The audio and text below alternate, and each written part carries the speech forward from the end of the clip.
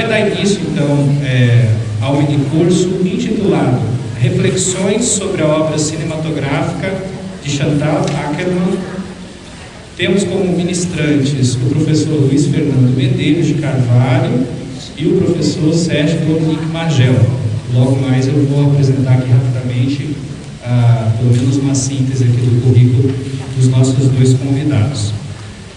Esse minicurso, ele é uma ação organizada pelo curso de letras, né, da unidade universitária aqui de Campo Grande.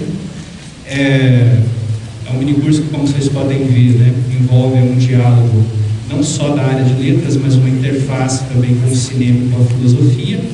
Portanto, né, se tiver também pessoas aqui de outras áreas, sejam muito bem-vindos, porque a proposta é justamente essa, uma ação bastante transdisciplinar.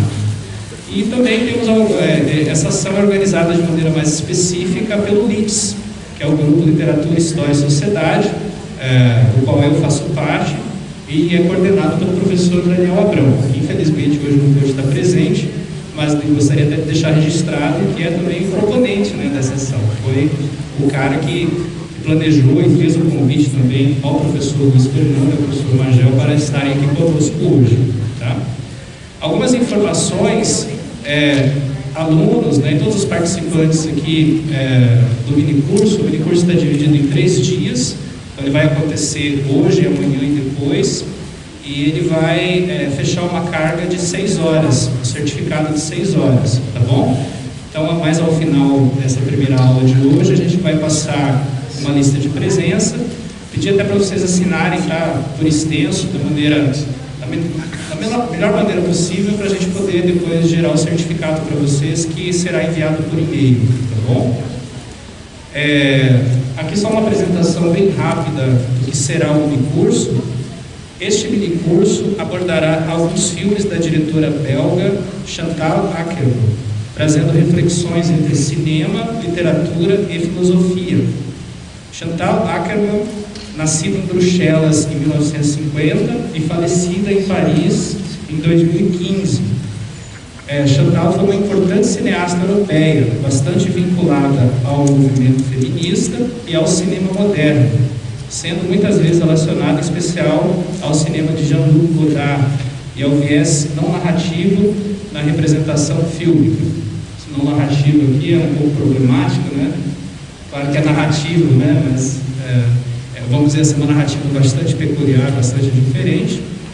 Discutir sobre a obra de Akerman é uma oportunidade para abrir a nossa mente para aspectos mais vastos também da representação artística na modernidade e, em especial, também na contemporaneidade, bem como para as implicações políticas e éticas que tangenciam a representação ficcional.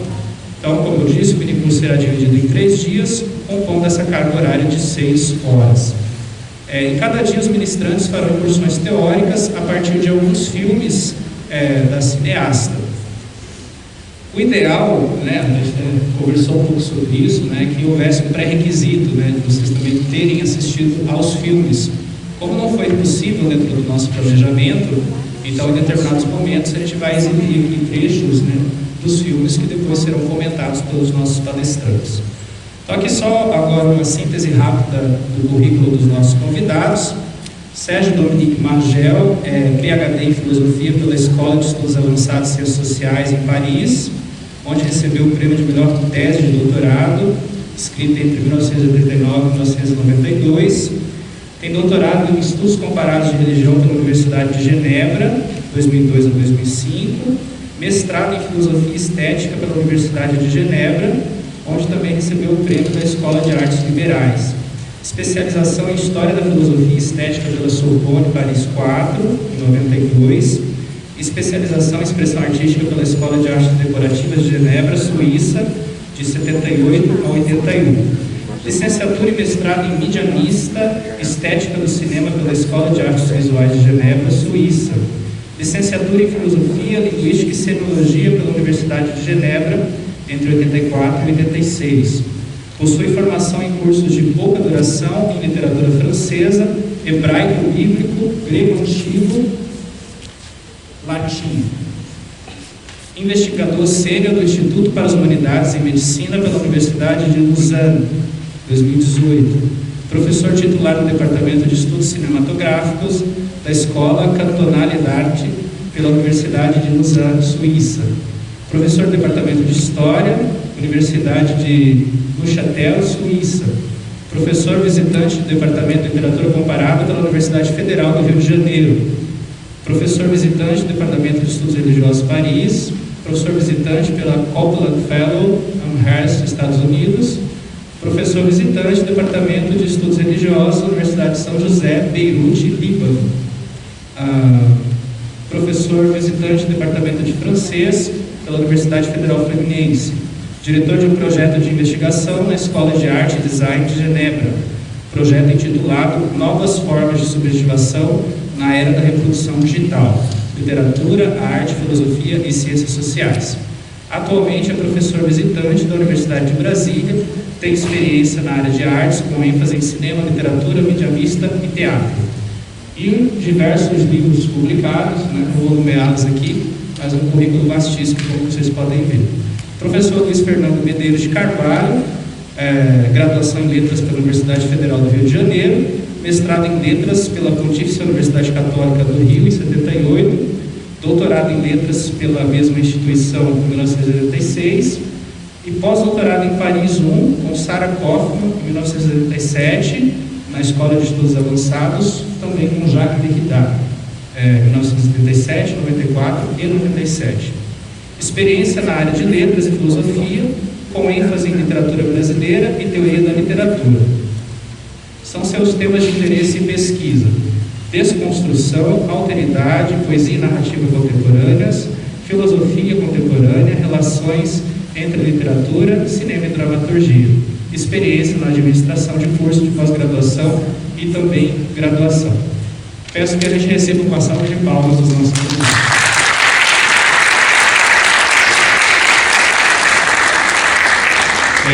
Logo mais também teremos, ainda nessa ocasião da primeira aula de mini curso, o lançamento do livro Reflexões sobre a Obra Cinematográfica de Chantal Akerman, que será também o tema deste mini curso.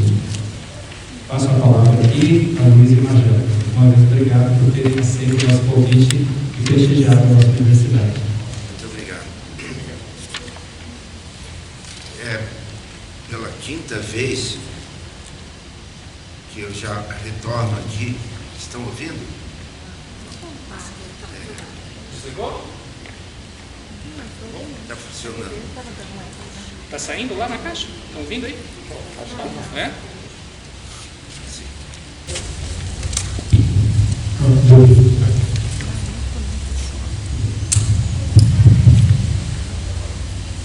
Pela quinta vez retorno a esse auditório e agradeço muito as palavras do professor Volmir, que domina tudo, não é? Ele já falou coisas muito interessantes sobre a Chantal.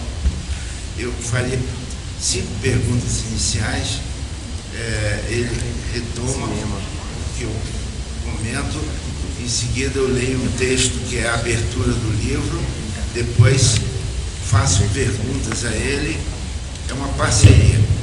E ele lê o seu texto com a tradução, que é um capítulo em português. Então, para iniciar, para esquentar, por que Chantal? Por que cinema? Por que este livro? E por que corpos?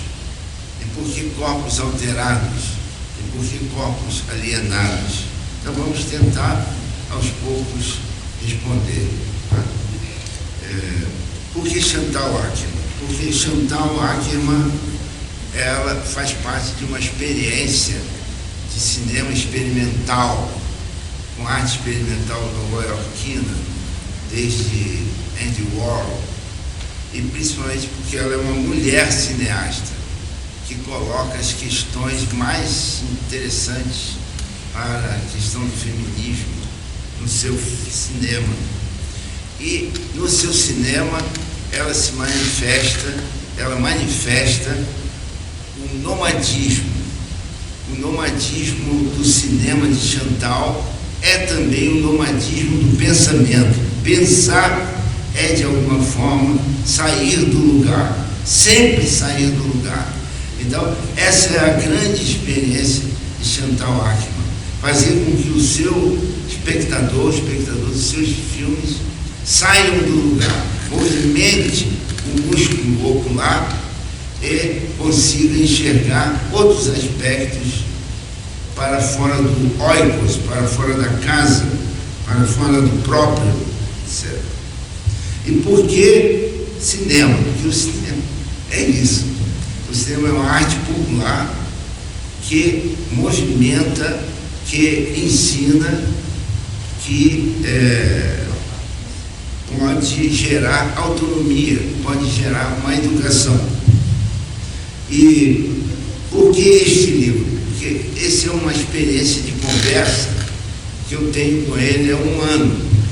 Uma conversa que se concentrou nesse livro. Algumas pessoas falam, você só pensa em livro? Não, eu penso no mundo. Mas o livro, para mim, é uma cápsula cognitiva. Muito importante, eu estou falando para professores e futuros professores, alunos de letras ou de outros saberes. Mas todos nós vivemos a angústia de preparar a aula, às vezes preparar a aula em cima do lance. Não é? Então, por que fazer livro? O livro, eu inverto. Fazer livro é construir uma cápsula cognitiva, a partir da qual você fala, você prepara e se prepara para a vida. Esse é um conceito que eu estou lançando aqui para vocês, pela minha experiência enorme. Eu sou titular da Federal Fluminense de Literatura Brasileira. Estou ao lado de Sérgio Margel, que foi o primeiro aluno de doutorado de Jacques Derrida.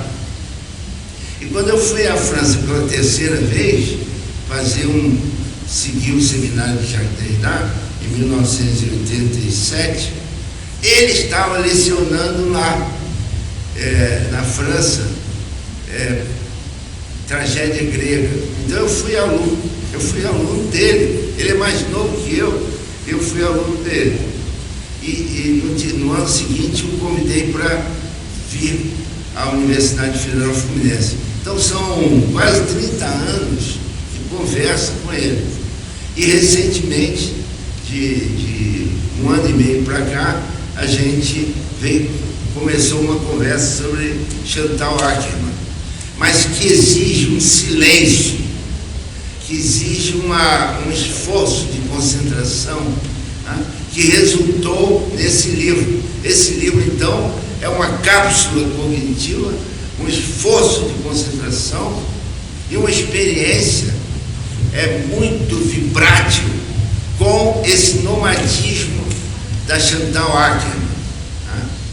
E agora eu pergunto a ele, por que o título? Por que corpo? Por que corpos alterados? Por que corpos alienados? Com a palavra, Sérgio Margel.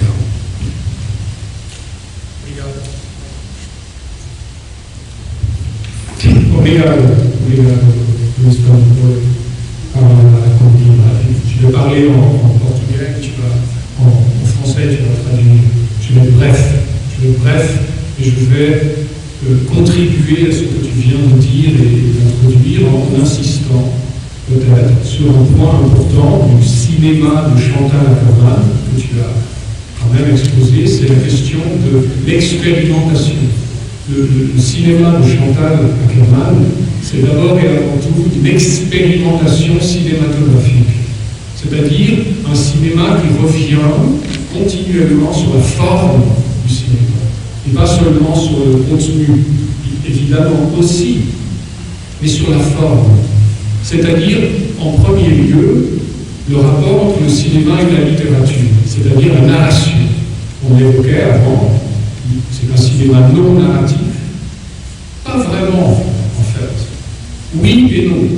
C'est-à-dire, c'est un cinéma qui va travailler les structures narratives, qui va, on pourrait dire, avec Derrida, les déconstruire, ou les transformer, les modifier, les critiquer, les réinventer aussi, mais tout en restant dans un certain univers narratif.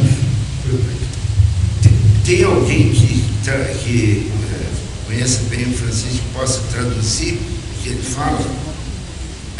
Pode vir. Vem aqui, claro. Bravo!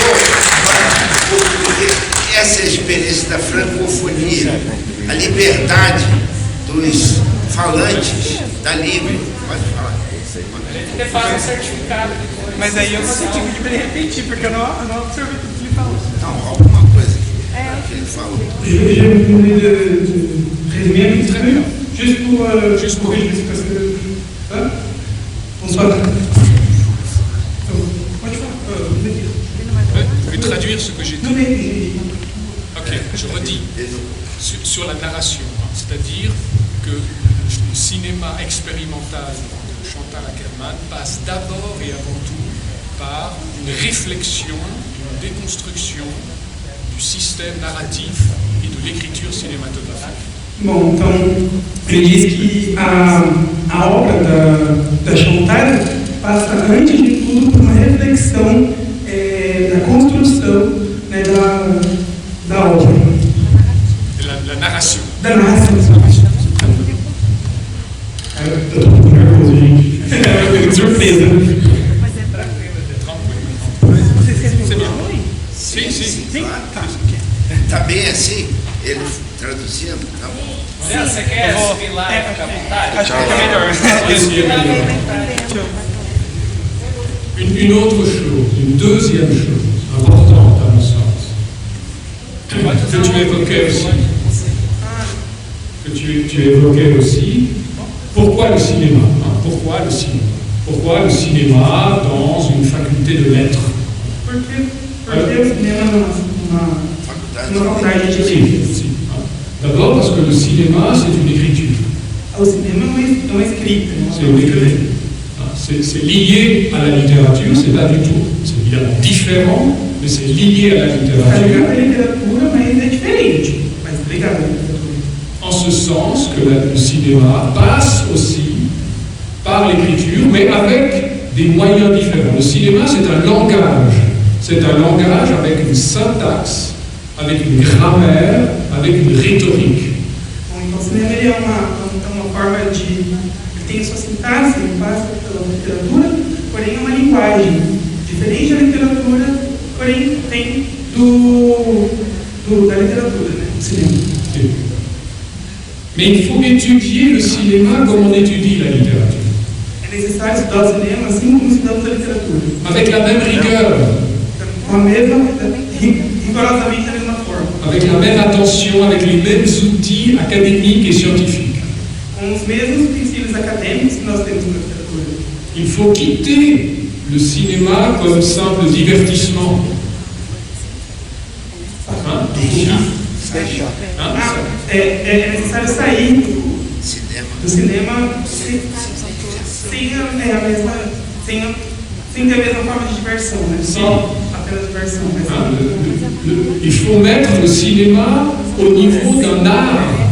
C'est difficile, l'histoire du cinéma est en lutte pour acquérir le statut de l'art. Hein? O cinema está penando para conseguir atingir o status de arte, né? Ele está lutando para conseguir esse status de arte. Et ça, c'est des cinéastes comme Chantal Akerman qui le font. Il y en a beaucoup, hein, c'est pas la seule, mais Chantal Akerman fait partie des cinéastes qui font du cinéma un art. E Ils sont pas courant. Chantal é uma das que faz o cinema como arte. Não há tanto, há bastante, mas ela é uma das. Et une autre chose extrêmement importante, Outra coisa muito importante, pourquoi le cinéma? por que o cinema? C'est la question que tu évoquais aussi, du cinéma comme éducation. O cinema como educação, Non pas comme divertissement, mais comme éducation. não como diversão, mas como educação. Au sens de Marx, de Benjamin et de beaucoup d'autres, d'une éducation du peuple qui lui donne une autonomie de pensée. Do ponto de vista de Benjamin, de Marx, que traz uma autonomia de pensamento, de forma crítica. Si. Jean-Luc Godard, grand cinéaste suisse toujours vivant, suisse et français, disait: si on avait écouté l'histoire du cinéma, il n'y aurait pas eu la Deuxième Guerre mondiale. Se nós tivéssemos escutado a história do cinema, não teria tido uma Segunda Guerra Mundial. C'est Jean-Luc Godard. Jean-Luc Godard. Jean-Luc Godard. Un grand cinéaste. É uma tese C'est une genial. thèse, hein. Le cinéma, finalement, a une dimension politique et éducative. Il peut donner aux citoyens, au peuple, les moyens de penser de façon autonome. Ça, c'est la thèse. A tese diz que o cinema pode dar autonomia para o cidadão pensar de forma crítica, né, e autônomo. Chantal Akerman, elle fait ça aussi. Elle travaille le langage cinématographique, mais elle travaille aussi la question éducative et politique de l'autonomie. Alors, on est plutôt dans une réflexion sur la femme, c'est vrai, hein, de la dimension féminine que tu évoquais, ou la dimension du colonialisme, qui est aussi extrêmement important, hein, qui passe par la question des minorités, des exclusions, mais il faut penser autonomement, de façon autonome, ces questions politiques, et le cinéma peut le faire.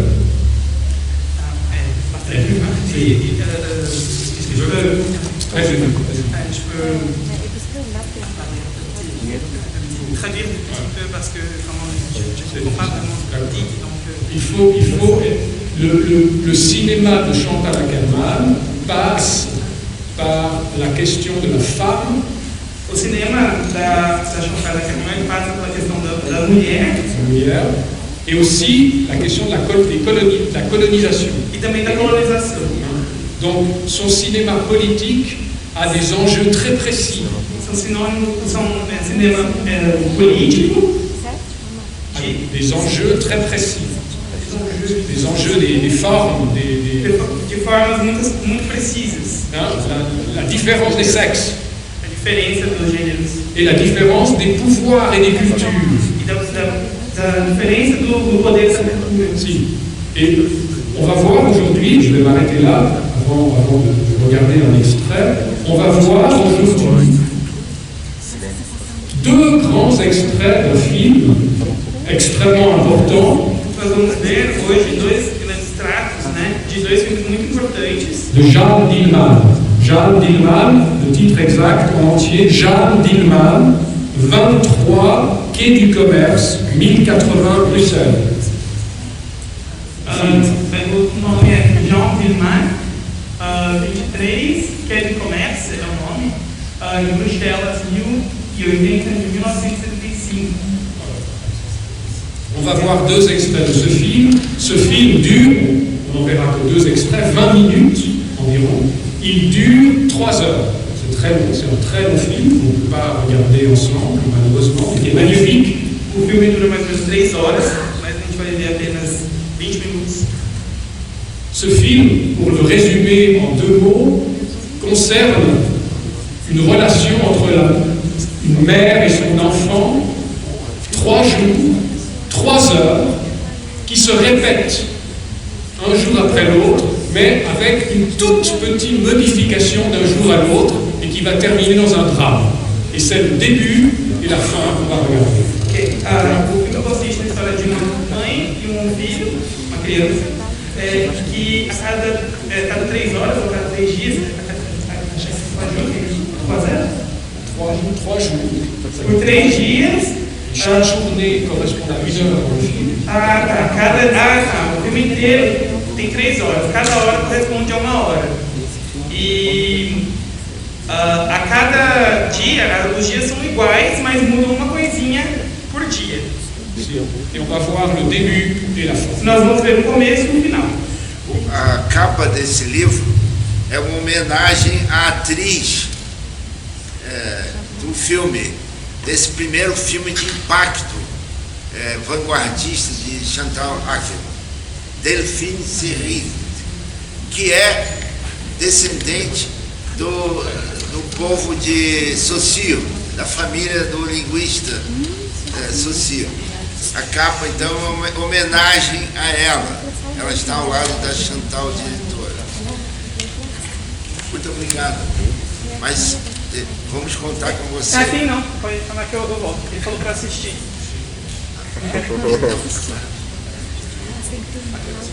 Eu vou ler a abertura do livro. Vou ler o capítulo chamado Abertura. É rápido. Este trabalho fala dos corpos. Também vai aparecer ali o texto. Este trabalho fala dos corpos. Corpos de mulheres, corpos de homens, corpos anônimos. O corpo é o próprio corpo, mas é também o corpo do outro. O outro corpo, seja alterado, alienado, próximo ou longínquo, destinado a nascer ou condenado à morte. Este trabalho trata da obra cinematográfica de Chantal Akerman.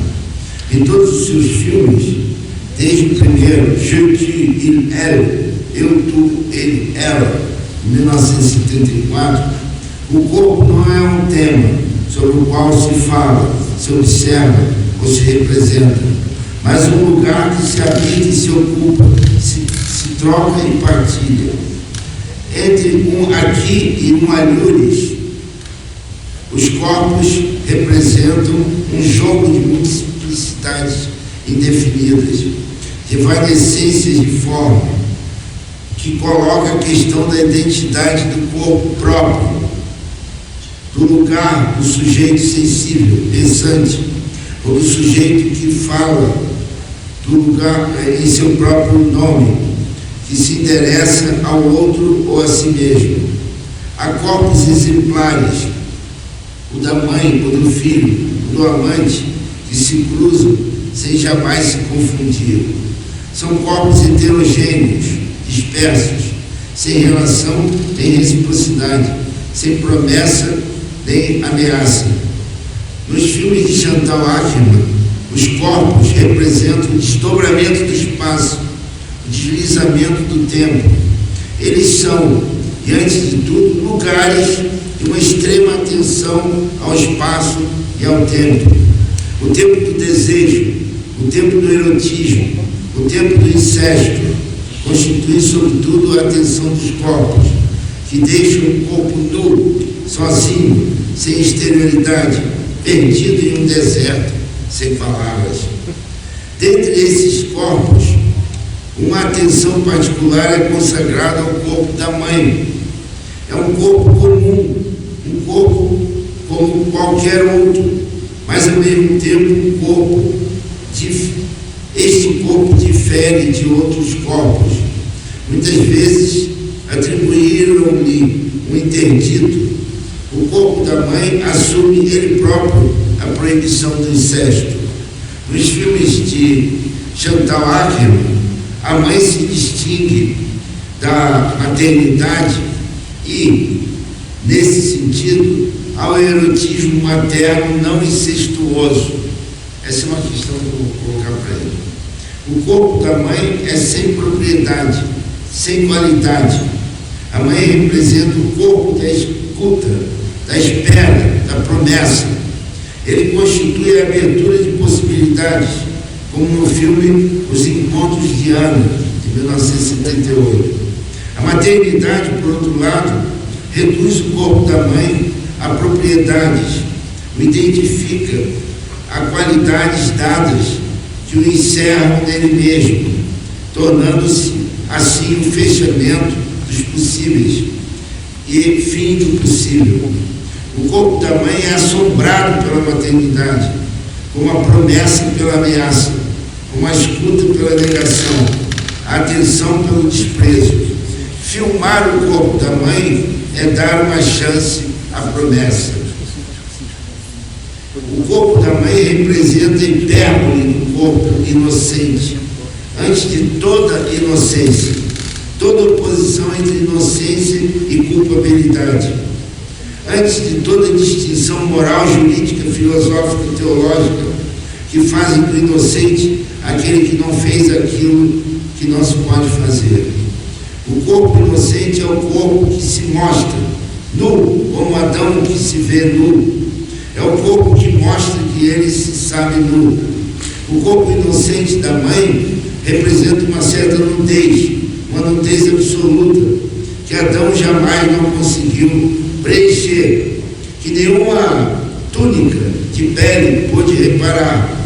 Nos filmes de Ackerman, todos os homens são como Adão, diante de sua própria nudez, dilacerado entre a vergonha e o desprezo, dividido entre o dever e o desejo, o trabalho e o gozo, a gana de poder e a perda infinita.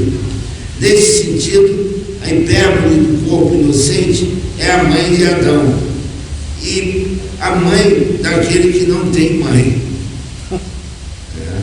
Ackerman diria, é a mãe daquele que recusou a mãe, nos dois sentidos do termo. Adão não teve mãe, nem conheceu mãe. Trata-se da arquiproibição do incesto, que recusa ao corpo ser inocente e lhe dá somente o direito à inocência. O corpo da mãe é um corpo inocente no sentido em que ele não existe. Ele não existe, mas está lá, é visto, fala, observa. Ele nos fala e nos olha. Ele fala de nós, às vezes em nosso lugar. Nos filmes de Ackerman, tem-se a impressão que é sempre esse corpo que fala e que se vê. A mãe de Chantal Ackerman está presente nos seus filmes. Na quarta capa, é a Chantal Ackerman pequena com a mãe, que é protagonista de vários filmes dela. Por toda parte, a mãe é vista, ela brinca, ela testemunha, ela narra a sua vida, ela se dirige à sua filha, escreve cartas à sua filha, que são lidas pela filha em voz off. Ela se encarna nas personas de ficção, imprime-se nos olhares, é ouvida no grão das vozes, espera pela filha nas galhas e se encontra no meio das ruas desertas. Mas o corpo da mãe está presente fora de tudo isso. Ele está presente no próprio corpo de Chantal Ackerman. Ele é sua nudez absoluta, a nudez que Adão recusou, depois de ter falhado, condenado à vergonha, à humilhação e à frustração. O corpo inocente da mãe está presente no olho da câmera. Esse texto nós escrevemos juntos, nessa abertura.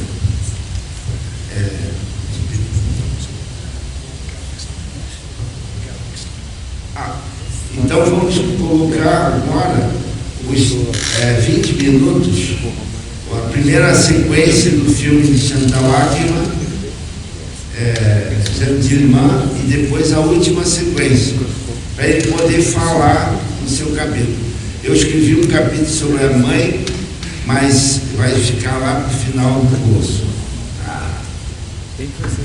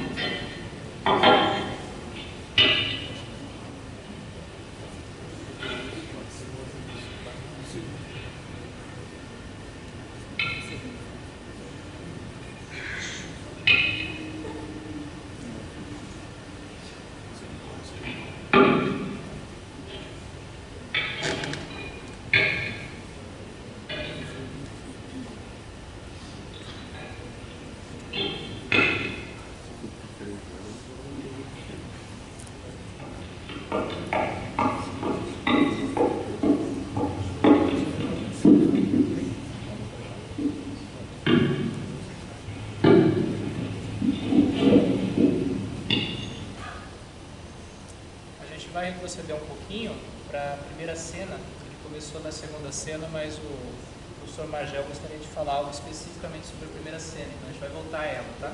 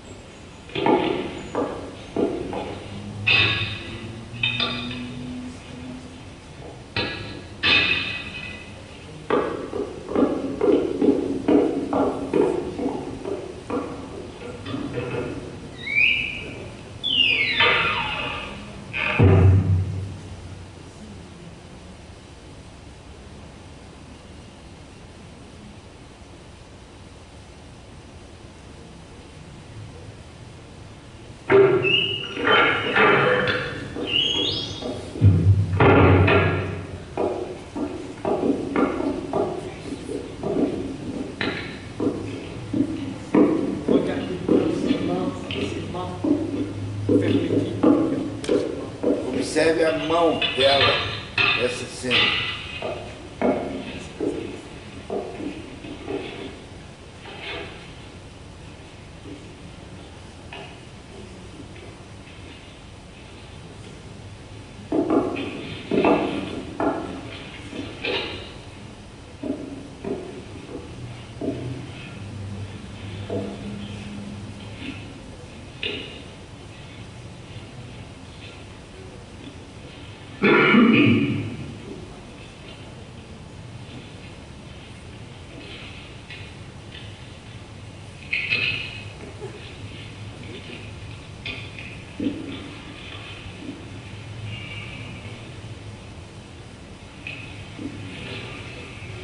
Alors, la semaine prochaine.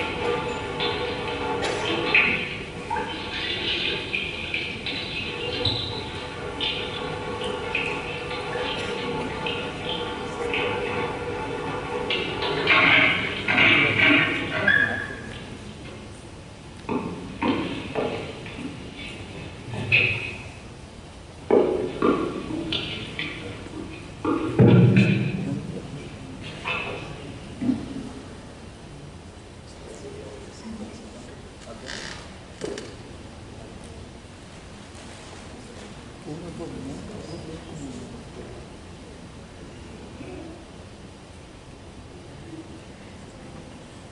nós vamos saltar para a terceira noite, com um desfecho muito incrível. E vocês vão ver a terceira noite agora. E em seguida ele vai interpretar essas duas sequências.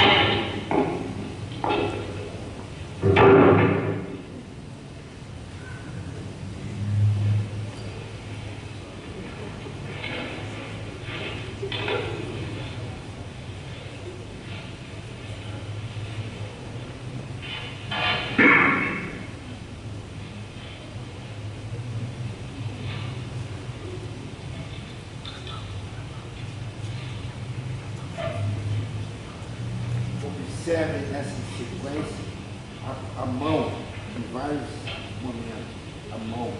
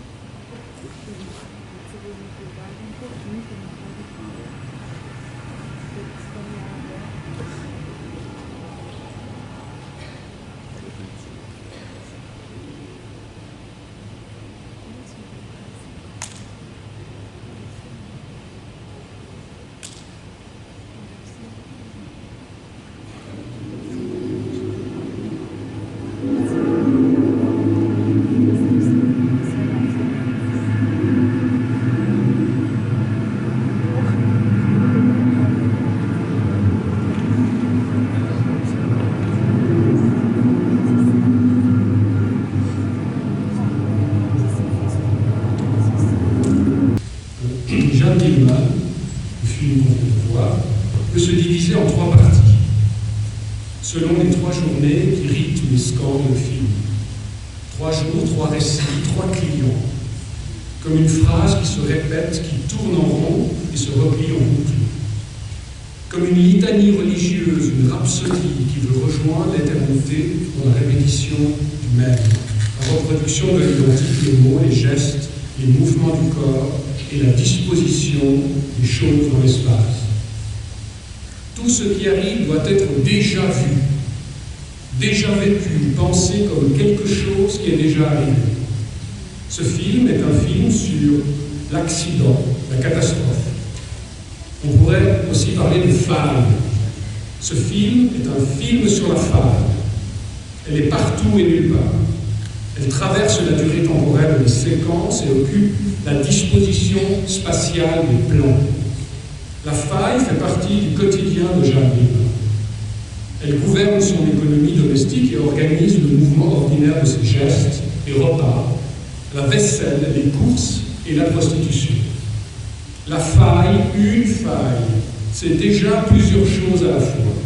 Ce terme provient du verbe en latin faillir, du latin populaire faillire, du latin classique fallere, tromper. De là provient l'idée d'échapper à quelque chose ou à quelqu'un, manquer, faire défaut, défaillir, et plus encore commettre une faute. En somme, la faille dit tout à la fois le défaut, comme un défaut de fabrique, le manque, comme on manque du nécessaire pour payer une dette, et la faute qu'on commet parfois par erreur.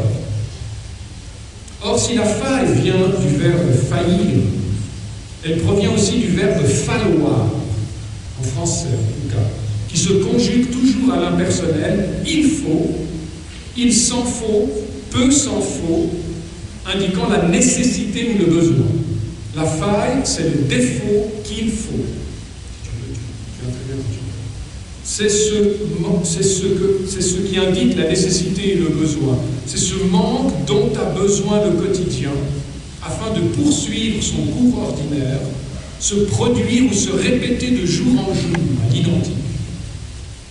Or, on parle encore de faille de soi, ou d'étoffe à un gros grain dont les femmes se couvrent la tête. Victor Hugo rappelait la coutume des femmes bruxelloises. Le film s'apporte sur Bruxelles.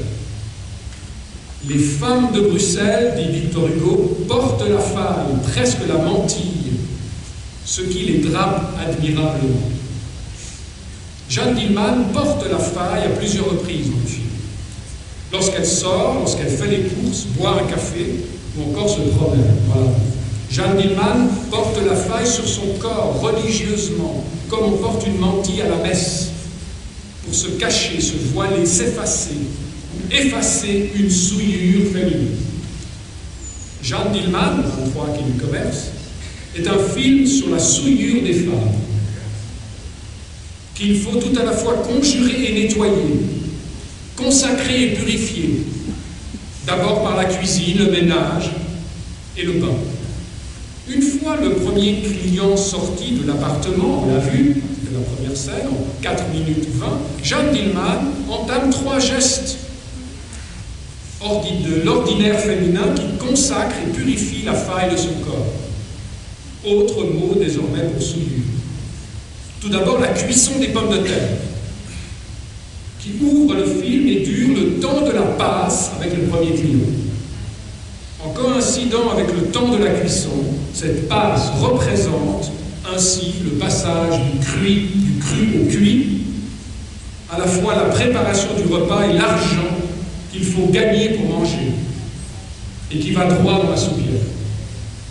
Ensuite, le plan séquence de la serviette souillée sur le lit, de 5 minutes à 6 minutes 37, que Jeanne Dillman jette dans le linge sale.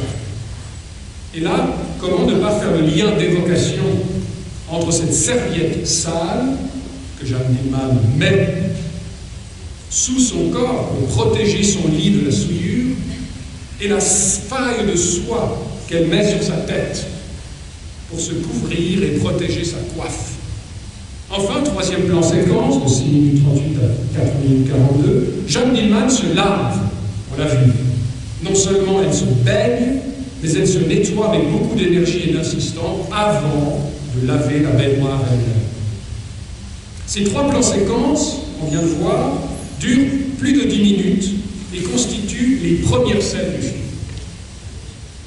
Alors que la passe filmée, la passe avec le premier client, hors champ, est montée en ellipse, de 2 minutes 32 à 2 minutes 42, 10 secondes. Les séquences de cuisine, de rangement et de nettoyage sont toujours filmées en temps réel, ce qui donne un côté extrêmement long. Et les prises de son sont augmentées, marquant d'autant plus et d'autant mieux le poids de la réalité quotidienne. Ce n'est pas la souillure qui compte, mais sa purification. Le déroulement du film inverse le raisonnement habituel sur la souillure des femmes. Entre saleté et propreté, taches de sang, traces de sperme et machines à laver. La femme ne passe plus son temps à nettoyer parce qu'elle est souillée, parce qu'elle a souillé. Mais on déduit la souillure féminine en hors-champ du travail acharné et régulier de la ménagère. La souillure ne se voit pas, on ne lui donne aucun espace, aucun temps, sinon celui du hors-champ, du dehors invisible et intangible, et quelques signes connotés qui s'y réfèrent, comme la serviette sur le lit ou l'argent dans la soupière. Lorsque la souillure se voit à la fin du film, elle coïncide avec le meurtre du dernier client, au 3e jour. Les traces de sperme qui souillent quotidiennement le lit sont alors effacées et remplacées par les taches de sang meurtrier qui consacrent une liberté et bouleversent Jeanne Dillman dans son ordinaire féminin. J'appelle ici faille le désastre du quotidien. C'est le bouleversement de l'ordinaire, la désorientation de l'espace et le désordre du temps domestique. Cette faille a commencé bien avant dans le film, à vrai dire, dès la fin du premier jour. Elle n'a sans doute jamais quitté l'ordinaire de Jeanne Dillman. Mais elle se manifeste et s'énonce explicitement dans le dernier discours de la journée entre la mère Jeanne Dillman et son fils Sylvain. Comme tous les soirs, ils ont mangé, écouté un peu de musique et se sont promenés dans le quartier. Puis ils ont préparé le lit dépliant de Sylvain, qui ressemble à un embryon, ce lit, et qui se trouve dans la salle à manger. Comme dans son berceau, Sylvain dort là où il mange.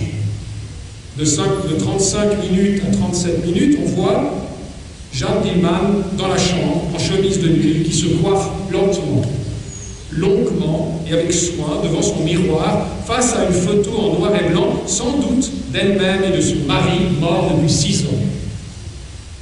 Elle met son peignoir, range ses affaires de nuit sur la table et rejoint son fils avant de dormir. De 37 minutes à 39 minutes s'entame une discussion troublante entre la mère et le fils au sujet du père mort, qui tourne très vite sur la jouissance féminine. Cette discussion porte précisément sur la jouissance de la mère et ouvre par là, révèle une faille, encore une, dans la vie de Jeanne Dillman, et en même temps met un terme au premier jour. On voit la mère embrasser son fils en train de lire sur son lit, puis le discours commence. Je cite le discours. La mère dit, « Tu lis comme ça, sans s'arrêter, tout à fait comme ton père. » Sylvain. « Oui, je sais, tu m'as déjà dit ça. Mon père, comment l'as-tu rencontré ?» La mère. « Pourquoi tu me demandes ça juste maintenant ?» Sylvain. Je venais de lire le mot miracle. Et je pensais qu'à tante Fernande qui disait toujours qu'elle avait rencontré Jack par miracle. La mère. Oui, il est mort en 1944. Il est venu nous délivrer et jeter du chewing-gum et du chocolat. Et nous, on leur jetait des fleurs. Et ton père, je l'ai rencontré quand les Américains étaient déjà partis. Moi, j'habitais chez les tantes parce que mes parents étaient morts. Et un jour, j'étais allé au bois de la Cambre avec une amie, c'était un samedi. Je ne me souviens plus quel temps il faisait. Mon ami le connaissait, tu sais bien quel ami, je te l'ai déjà montré sur des photos. On s'est revu un peu, je faisais les factures en face, mais j'étais très mal payé. Chez les tantes, c'était triste. Et je ne savais pas si je voulais me marier. Mais de toute façon, ça devait se faire. Tout le monde le faisait. C'est dans l'ordre des choses, comme on dit. Et puis, les tantes disaient, c'est un brave garçon, il a de l'argent. Il te rendra heureuse, mais j'hésitais encore un peu. Car j'avais vraiment envie d'avoir un chez moi, de partir de chez les tantes, d'avoir un enfant. Je ne sais plus ce qui s'est passé du jour au lendemain. Il a fait de mauvaises affaires, alors je l'ai épousé. Tu sais, ça arrivait avant la guerre, après la guerre. Les tantes ne voulaient pas, elles disaient qu'une belle fille comme moi pouvait tomber mieux. Que si j'attendais un peu, je trouverais un homme qui me ferait une belle vie. Elles ont commencé à dire qu'il était laid, qu'il était ceci, qu'il était cela, mais je n'écoutais personne. Et s'il était laid, dit le fils, tu n'avais pas envie de faire l'amour avec lui? La mère, laid, pas laid, tu sais, ça n'avait aucune importance. Ça ne faisait rien. Et tu sais, faire l'amour, comme tu dis, c'est un détail. Et puis, je t'avais. Et puis, il n'était pas si laid que ça, le fils. Et tu aurais eu envie de te remarier? La mère. Non. Me réhabituer à quelqu'un d'autre? Le fils. Avec quelqu'un que tu aimes? La mère. Tu sais. Le fils. En tout cas, moi, ça c'est la phrase clé, moi, si j'étais une femme, j'aurais vraiment pas fait l'amour avec quelqu'un que je n'aime pas complètement. Se eu fosse uma mulher, é o título do capítulo que ele escreveu, que também se comunica, repetido no outro filme, Os Encontros de Ana. Muito interessante, você pode comentar essa. Et la mère dit, mais tu ne peux pas savoir, tu n'es pas une femme. J'éteins la lumière. Le fils, oui, si tu veux. La mère, dors bien. Le fils, oui. Enfin, du dialogue. Le dialogue, proprement dit, ce dialogue commence vers 39 minutes. Il ne constitue qu'un seul plan fixe. Sylvain est allongé sur son lit en train de lire. La mère se tient debout derrière lui, sur le pas de la porte, retenue par les questions de son fils au sujet de son père. Le plan fixe de la scène se divise en 3 moments. Tout d'abord, la mère interpelle son fils en le comparant à son père. « Tu lis comme ça tout le temps, sans t'arrêter, tout à fait comme ton père. Tout à fait comme ton père. » Non seulement la mère compare le fils à son père, c'est-à-dire à son propre mari, mais cette comparaison est récurrente, répétitive, systématique, et le fils s'en irrite. Ils se ressemblent par l'identité de leurs désirs et deviennent ainsi interchangeables, le fils prenant la place du père, se substituant au désir de la mère. D'où la question du fils. « Mon père, comment l'as-tu rencontré ?» Ce qui irrite la mère à son tour. Sylvain parle de miracle, comme d'un antidote à l'ordinaire. Un événement qui bouleverse l'ordre quotidien, déjoue les codes habituels et renverse les règles de l'attente. La deuxième phase du dialogue commence avec la réponse de la mère au miracle évoqué par le fils. Elle prononce un monologue en forme de confession que Sylvain écoute toujours sans bouger, presque immobile, comme mort, collé à son lit, continuant inlassablement à faire comme le père. Les confessions de la mère sont claires, précises et cohérentes, mais néanmoins ambiguës. D'un côté, elle réduit la rencontre du mari à cette situation commune et contraignante. Pour les femmes des années d'après-guerre, trouver un homme, quitter sa famille, avoir un chez-soi. De l'autre, elle substitue le désir du mari au désir du fils. La figure du père devenant ainsi l'objet fantôme par lequel se réalise ce déplacement des désirs. La laideur prétendue du mari ouvre pour le fils qui lui ressemble. La question du désir, de l'attirance, de l'attrait. Et s'il était laid, tu aurais envie de faire l'amour avec lui? La réponse de la mère contient 3 arguments. La laideur ne compte pas. Faire l'amour est un détail. Et puis, je t'avais. Le fils n'éprouve ici aucun mal à comprendre que sa naissance, son existence, rend pour la mère l'amour charnel insignifiant et fait de la laideur et de la beauté, en allusion au désir, des considérations insignifiantes. C'est lui, désormais, le fils, qui occupe la place du désir maternel. D'où ces questions brèves, précipitées et qui s'enchaînent. Tu aurais eu envie de te remarier avec quelqu'un que tu aimes.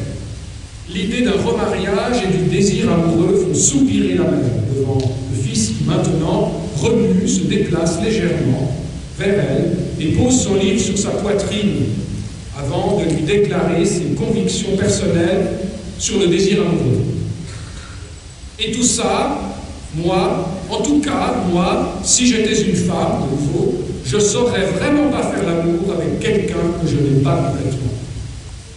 C'est la 3e partie du dialogue, qui ouvre une faille, encore une, dans le déroulement du récit. Cette scène porte sur la jouissance féminine de la mère ou la jouissance maternelle et s'énonce comme une double identification inversée. Sylvain s'identifie 2 fois, sur 2 plans. D'un côté, il fait l'hypothèse d'être une femme, il se prend pour une femme, ou se met à sa place, il rejoue l'éternelle projection masculine du mystère féminin dont parle Freud. Pour Sylvain, la meilleure façon de saisir ce qu'est une femme, d'en connaître le mystère ou d'en percer le secret, c'est de se mettre à sa place, de désirer à sa place. Sylvain aurait très bien pu parler depuis sa propre place, celle du garçon, de l'homme, voire du mari, et dire, en tout cas, moi, je n'aurais vraiment pas su faire l'amour avec quelqu'un que je n'aime pas complètement. Sylvain ne peut pas parler de son propre désir sans faire l'hypothèse conditionnelle de la femme. Il ne peut pas parler de son désir propre, du moins devant sa mère, à sa mère, sans désirer être une femme. D'ailleurs, on retrouvera ces projections fantasmatiques au conditionnel comme un topos dans la littérature confessionnelle. D'abord chez saint Augustin, qui doit se prendre pour Moïse afin d'interpréter le texte biblique dans sa vérité. Je cite une phrase: « J'aurais voulu, comme si j'avais été Moïse, recevoir en don une telle faculté d'expression. » Ou on lit ce même geste chez Rousseau, dans ses dialogues, qui doit se projeter dans l'autre pour se voir lui-même tel qu'il est dans sa vérité. Je cite: « Il fallait nécessairement que je dise de quel œil, si j'étais un autre, je verrais un homme tel que je suis. » La projection dans le désir de l'autre, Moïse, le prochain ou la femme, établit pour le sujet un rapport fantasmatique entre son désir et la vérité, qu'elle porte sur la parole de Dieu, le tout autre, sur l'objectivité du regard de l'autre homme, ou encore sur le mystère de la femme de l'autre sexe. En supposant être une femme, Sylvain ne veut pas dire à sa mère ce qu'est une femme, lui expliquer ce qu'elle est en vérité, mais il veut lui dire que lui-même, son propre fils, n'aurait jamais pu désirer son père s'il avait été à la place de sa mère. Et c'est ce que la mère ne comprend pas, croyant que Sylvain prétend savoir ce qu'est une femme. Mais tu ne peux pas savoir, dit-elle. Tu n'es pas une femme. L'affirmation du fils inverse deux choses en même temps, mais la réponse de la mère n'en perçoit qu'une seule. Ou plutôt les assimile, identifiant depuis toujours son mari à son fils. Sylvain joue ici le rôle de la bisexualité. Lorsqu'il se prend pour une femme, il inverse à son sujet les attributs sexuels, du masculin et du féminin, mais dans le but de montrer à sa mère qu'il sait qu'elle aurait dû avoir le même désir que lui s'il avait été une femme. Finalement, Sylvain révèle à la mère, à sa mère, le désir qu'elle aurait dû avoir, qu'elle aurait dû ou pu connaître, et qu'elle pourrait encore et toujours découvrir si elle voulait se remarier avec quelqu'un qu'elle aime. La mère ne comprend pas que son fils représente la faille de sa vie. Sa réponse, ferme et sans appel, met un terme à la discussion. « Mais tu ne peux pas savoir, tu n'es pas une femme, j'éteins. » Or, dès le lendemain matin, deuxième jour, 40 minutes, le cours des événements s'est inversé. Tout se bouleverse dans la vie quotidienne de Jeanne. Dans un premier temps, tout semble rester comme avant, comme au premier jour. Après le réveil, la préparation du petit déjeuner, le départ du fils à l'école, Jeanne Dillman s'occupe du ménage, fait son lit, dépose la petite serviette blanche sur la couverture, puis le prochain client, pour le prochain client, prend l'argent dans la soutière, puis elle sort, elle va à la poste et fait ses courses. Une fois rentrée, la succession des tâches ménagères s'enchaîne comme à l'ordinaire. Elle déballe ses courses, garde le bébé de la voisine, prépare les escalopes panées du mardi, puis elle prend un moment pour elle, boit un café dans la cuisine et mange un sandwich, rend l'enfant à la voisine et rentre dans sa chambre pour se maquiller. Elle sort à nouveau, mais cette fois avec sa faille de soie sur la tête. Boit maintenant un café dans un restaurant, puis elle retourne chez elle. Le ménage recommence. Elle met les pommes de terre à cuire et aussitôt le client sonne à la porte, le second client. Notons que jusque-là, tout semble se dérouler comme avant. Le plan de Jeanne Dillman et du client qui entre dans la chambre est identique au premier plan, du premier client, le premier jour. Le temps de la passe est toujours en plan séquence, elliptique et en hors-champ. On ne sait pas ce qui s'est passé, hors-champ. Mais quelque chose est arrivé qui perturbe le temps quotidien et bouleverse les gestes de Jeanne Dillman. Désormais, tout devient visible et transparent. La faille s'inscrit comme un marqueur de désastre dans les gestes quotidiens de Jeanne Dillman et s'exprime au travers de ses propres émotions. En effet, plus rien n'est maintenant comme avant depuis que Jeanne Dillman est sortie du hors-champ. Le rythme des séquences s'accélère, les plans se raccourcissent. Les gestes de Jeanne Dielman se précipitent au point d'accompagner chacun de ces mouvements d'émotions signifiantes et d'un trouble qui la divise entre une chose qu'il faut faire et le désir d'en faire une autre. Elle oublie d'allumer la lumière lorsqu'elle accompagne le client à la porte. Elle met l'argent dans la soupière, mais sans refermer le couvercle. À nouveau, elle se lave avec soin et nettoie la baignoire, mais lorsqu'elle retourne à la cuisine, toute décoiffée, elle se rend compte qu'elle a oublié les pommes de terre. C'est le désarroi, la désorientation, le début d'une panique devant la faille qui se révèle au grand jour. Comme si la discussion de la veille avec son fils avait réveillé quelque chose au plus profond d'elle-même. Comme si la question de la jouissance maternelle avait fait naître en elle un désir interdit, refoulé ou impossible. La seconde journée est la plus longue, de 40 minutes à 1h60. La plupart des gestes et des mouvements du jour précédent se répètent, mais sur un mode décalé, défaillant. Non seulement les pommes de terre sont trop cuites, mais de plus, Jeanne Dielman ne trouve pas le bouton de la chemise de son fils. La place dans le restaurant où elle va habituellement boire son café est prise par une autre femme qui fume, elle, une cigarette. Cette nouvelle journée se déroule en 2 temps, avant et après la scène de passe hors champ qui dure à nouveau 10 secondes. Le désastre qui suit hors champ peut se diviser à son tour en 3 parties. De la sortie de la chambre à la venue de son fils, du repas à la promenade nocturne, et le second discours avant de dormir. Plusieurs scènes jouent le rôle d'un marqueur de désastre et conduisent à la discussion finale du jour. En 1h43, le fils rentre de l'école de nouveau et sa mère n'est pas là pour l'accueillir. À la porte, le fils lui aussi s'agite, précipite ses pas, cherche sa mère qui est à la cuisine silencieuse comme abattue, en train de peler de nouvelles pommes de terre. Le fils dit à la mère « Tu es toute décoiffée ». Elle lui répond « J'ai laissé trop cuire les pommes de terre ».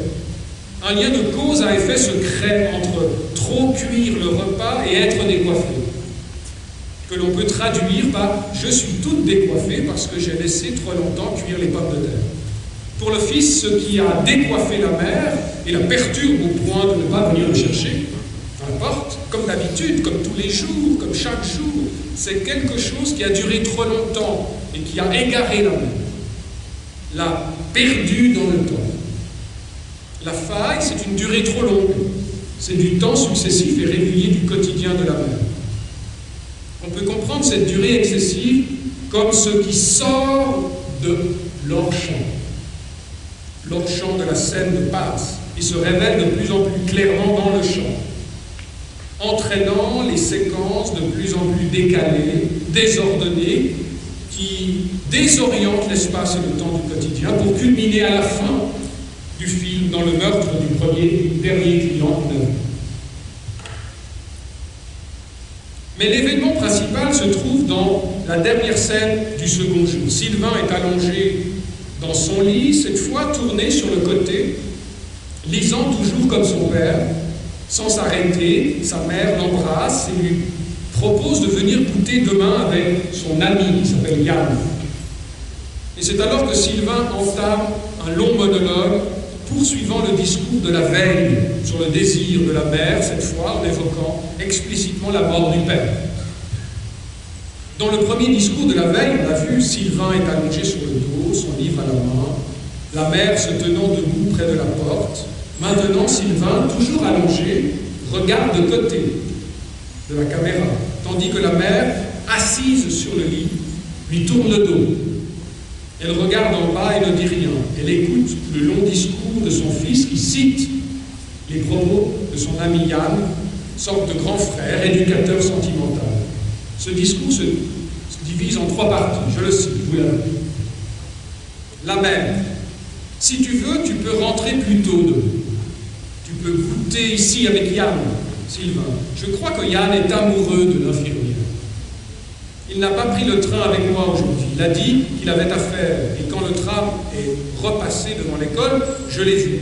Il n'était pas parti. Il a acheté un petit livre qui explique des tas de choses. La durée du climax, l'orgasme. Il dit qu'à notre âge, il est grand temps de s'intéresser aux femmes. Mais il ne veut pas d'une gamine. Il dit que le sexe d'un homme est comme une épée.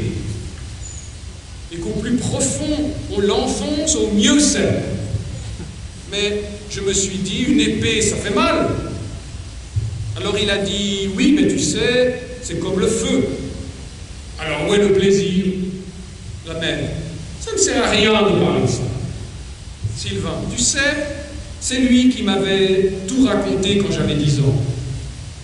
Je lui avais dit, quoi, papa a fait ça à maman? Et pendant des mois, j'ai détesté papa pour ça. Et j'avais envie de mourir. Et quand il est mort, papa, je crus que c'était une punition de Dieu. Et maintenant, je ne crois même plus en Dieu. Il m'a dit que ce n'était pas seulement pour me faire, me mettre au monde. Alors j'ai commencé à faire des cauchemars la nuit, pour t'appeler, pour que tu restes près de moi, pour qu'il n'ait pas la possibilité de s'enfoncer en toi. La mère, tu n'aurais pas dû t'en faire, il est tard maintenant, j'étends. Sylvain, oui si tu veux, maman. La mère, il est tard, Sylvain, dors bien. Sylvain, oui. Dans la première partie de son discours, Sylvain parle au nom de Yann. Les deux adolescents discutent de sexualité, du désir, de la jouissance et de l'orgasme. Ils comparent le sexe masculin à une épée, à l'arme de guerre qui transperce le corps, qui le tue. Le sexe de l'homme est une arme qui fait souffrir, qui blesse et qui meurtrit le corps de la femme. Alors Sylvain se demande, dans cette douleur, où est le plaisir?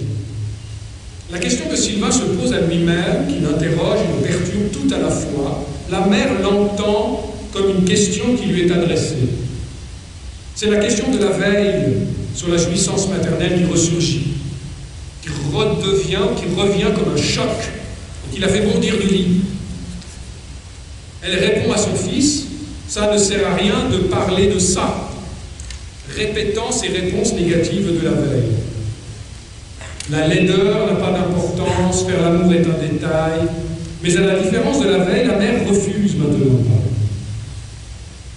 Refuse d'accepter ce qui lui est arrivé et d'écouter son fils. C'est la deuxième partie du discours qui commence. Sylvain parle cette fois en son propre nom, précisément depuis la place du fils. En fait, Sylvain confesse à sa mère qu'il pense à ça depuis qu'il a 10 ans.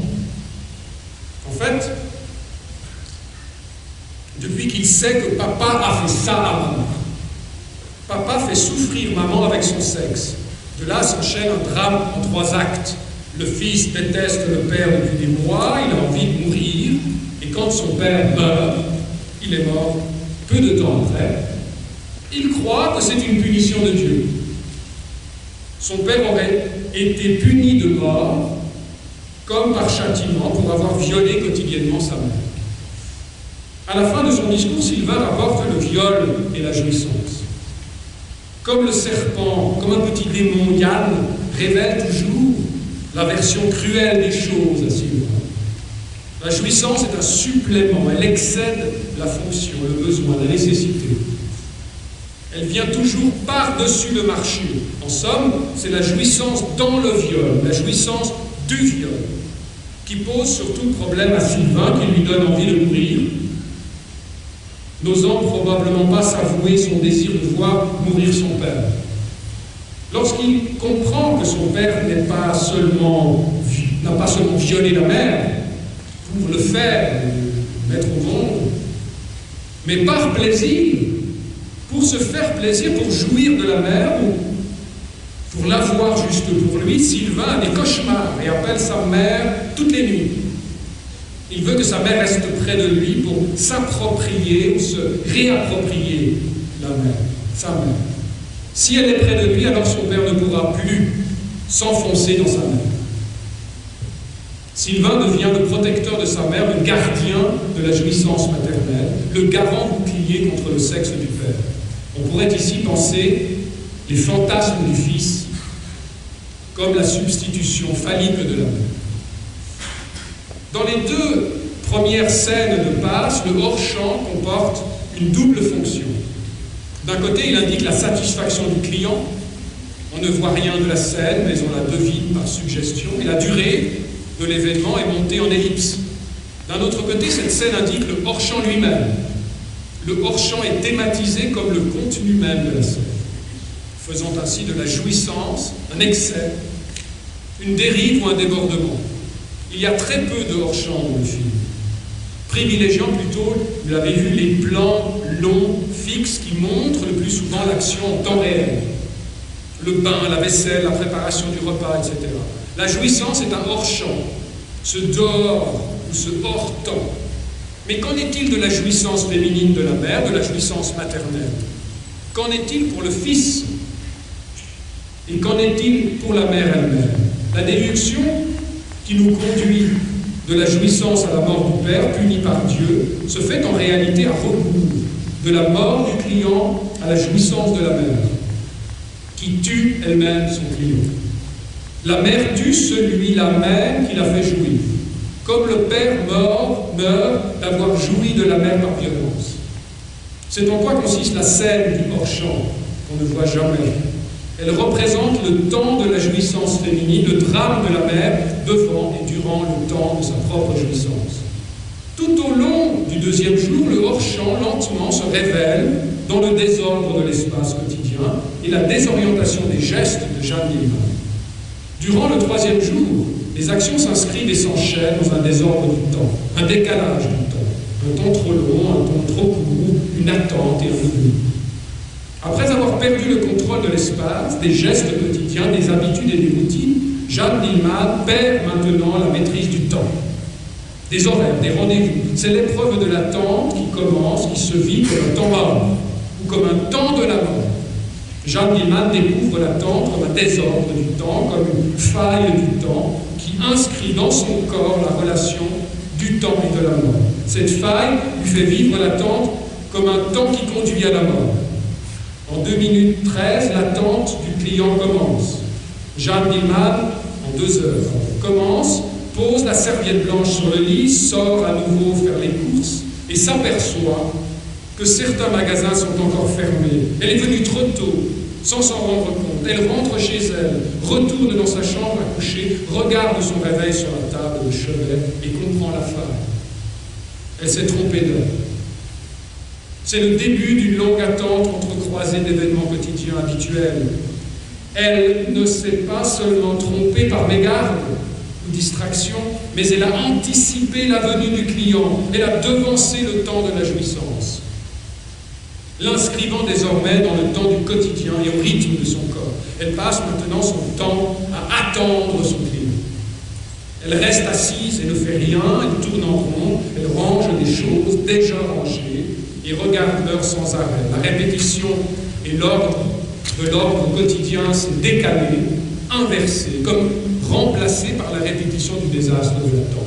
Je vais m'arrêter là. La question du fils devient comme un fantôme dans cette insupportable attente. Elle revient à plusieurs niveaux de sens. Tout d'abord, elle se manifeste comme une interpellation de la jouissance féminine. En tout cas, moi, si j'étais une femme, je ne saurais vraiment pas faire l'amour avec quelqu'un que je n'aime pas complètement. Ensuite, cette question souligne la place que le fils représente pour la mère. Il est celui qui remplace le père. Et puis, je t'avais. Donc, faire l'amour est un détail. Le fils est la figure de celui dont l'existence rend le désir du père ou du mari insignifiant. Cette question s'impose enfin au sens où le fils désire un bon père, pour protéger sa mère contre le sexe du père qui la viole.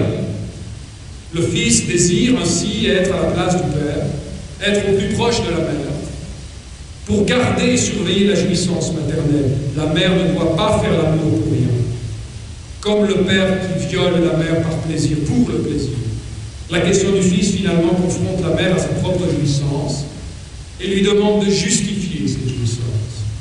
Soit elle fait l'amour pour rien, par plaisir, comme le père qui jouit de faire souffrir la mère, en ce sens, il doit mourir, et Dieu s'en est chargé, soit elle fait l'amour pour de l'argent, comme avec ses clients pour entretenir et nourrir son fils.